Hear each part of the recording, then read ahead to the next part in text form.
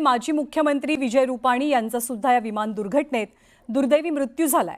आज त्यांच्या कुटुंबियांची सुद्धा पंतप्रधान मोदींनी भेट घेतली आणि रुपाणींसंदर्भात ट्विट करून सहवेदना व्यक्त केल्या, त्यांना श्रद्धांजली वाहिली। विजय भाई आणि आपण गुजरातचे मुख्यमंत्री असताना दोघांनी खूप चांगलं काम केलेलं आहे। विजय रुपाणी यांनी गुजरातच्या विकासाला चालना देणारे अनेक निर्णय घेतले आणि या दुःखाच्या काळात आम्ही सर्वजण त्यांच्या कुटुंबियांसोबत आहोत, असं पंतप्रधान मोदींनी म्हटलं। विजय रुपाणी आज आपल्यात नाहीत हे अविश्वसनीय आहे।